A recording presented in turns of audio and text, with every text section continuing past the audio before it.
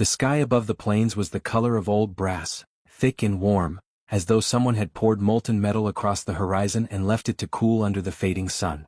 Dust rose in lazy spirals from the dry earth, carried by the wind that whispered its ancient, secret songs. Clara Redfeather walked alone, her boots scuffing the dirt in slow, deliberate beats, as if each step required negotiation with the world itself. Her shawl, thin and worn, twisted about her shoulders, buffeted by every gust, and the dust clung stubbornly to her ankles like reminders of every mile she had walked in hunger and accusation. 3 days without food. 3 days without rest. 3 days carrying a lie that was not hers.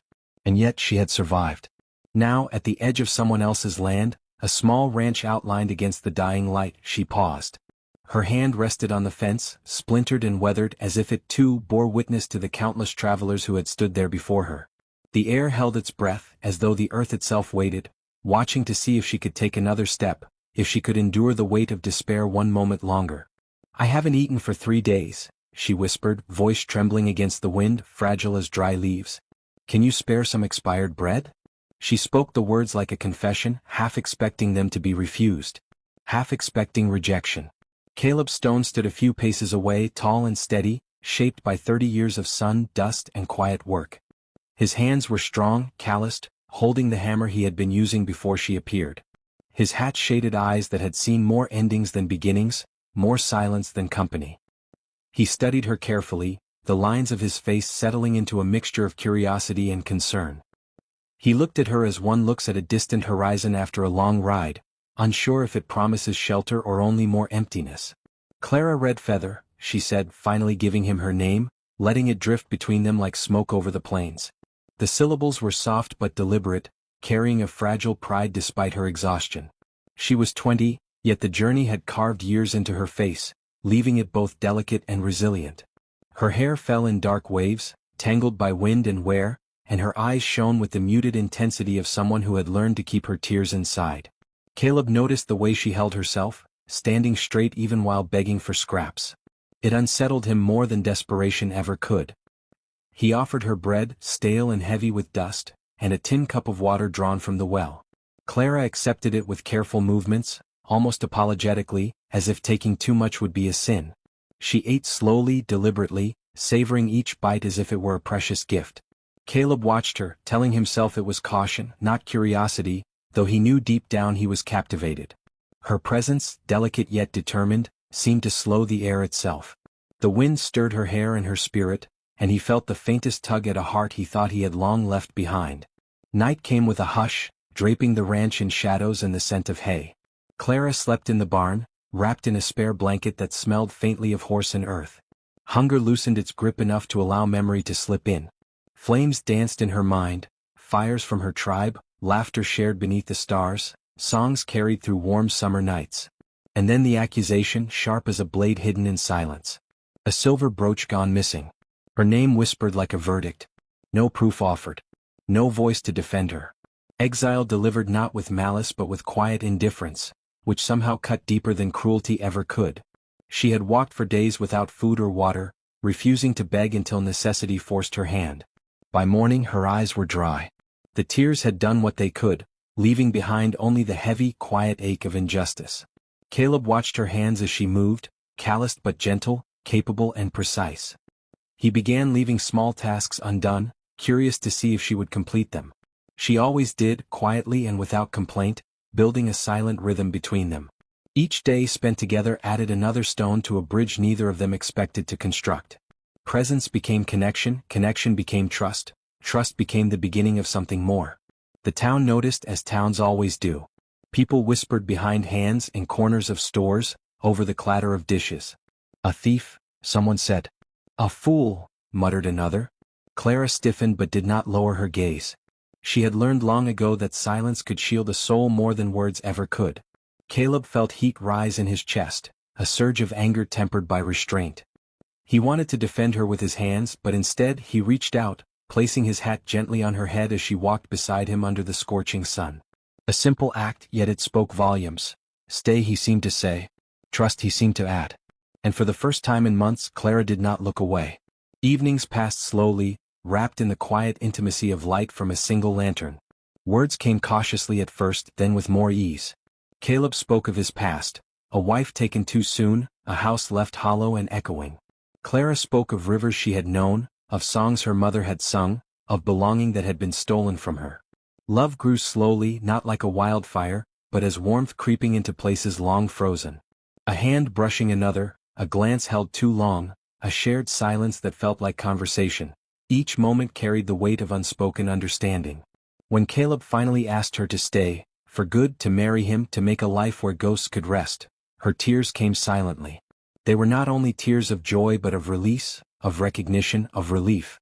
Finally, someone believed her. Finally, someone stood with her when the world had turned away. Yet peace carries its own trials. Clara's voice was quiet but firm as she spoke of returning to face her tribe, to confront the lie that had cast her into the wilderness. Caleb agreed, though the thought tightened his chest. Together, they rode across the plains, the horizon stretching endlessly beneath a sky that seemed to weigh every heartbeat. Each mile tested their courage, each gust of wind reminded them of what she had endured. Arriving at the tribe, they found faces wary and cold, heavy with unfinished judgment. Caleb's voice was calm but unwavering. If Clara stole, bring proof. Silence fell, dense and expectant, stretching like the desert sky. And then a man stepped forward. His confession trembled on his lips, hesitant, reluctant, but enough. The lie was laid bare. The burden that had bent Clara's spine for months lifted in a single, quiet moment. There was no grand celebration, no cheering, only the slow release of tension, exhaustion tempered by freedom. Clara forgave, not for the tribe but for herself, reclaiming dignity that had been denied to her. Caleb took her hand, and together they mounted their horses, leaving behind the past while carrying its lessons. Returning to the ranch, the world felt lighter. Life resumed its rhythm, steady and kind. Clara planted seeds, tending to soil that smelled of possibility, while Caleb repaired fences with methodical patience.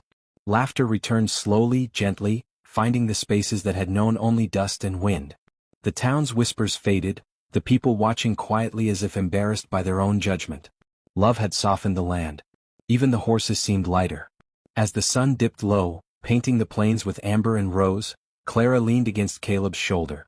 She was no longer hungry, no longer afraid, but full in a way that had nothing to do with bread.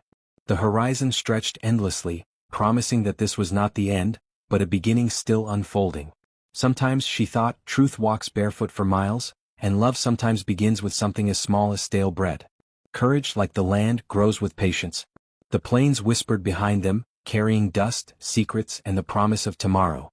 Clara Redfeather and Caleb Stone rode on, wind in their hair, hearts full, knowing that some homes are built not from walls or fences, but from trust, courage, and the quiet certainty of someone standing with you when the world turns away.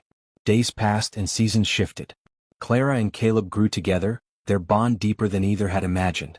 Every morning the sun rose over golden grass, and they worked side by side, in silence and in laughter. Clara learned to ride with the ease of the wind, her hair flying behind her like the wild plains themselves. Caleb learned to smile again, to trust the warmth of another human presence without fear. The town eventually came to respect them, not all at once, not easily, but through quiet observation.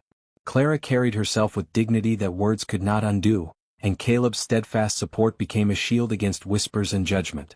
People began to understand that some truths, though denied for a time, always surface. Evenings on the porch became their sanctuary. They would sit together, legs brushing, hands occasionally touching in gentle confirmation of one another's presence. The sky above shifted from rose to violet to midnight blue, and the stars seemed to mirror the endless possibilities that lay ahead. Sometimes they spoke, sometimes they were silent, and in the shared quiet, love flourished. The years ahead were not free of hardship, but Clara and Caleb faced each one together. Fires were built, fences mended, crops planted and harvested. The plains, once empty and harsh, became a home.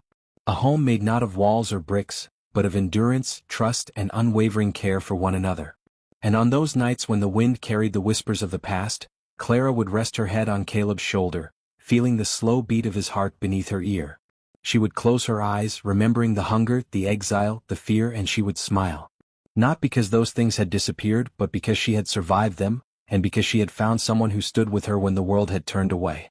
The horizon remained endless, the plains eternal, and life, in all its quiet grace, carried on. Clara Redfeather and Caleb Stone had learned the truest measure of home. It was not a place but a person who stays when all else leaves. And under the vast, forgiving sky, they rode forward together, full of hope, full of love and full of life.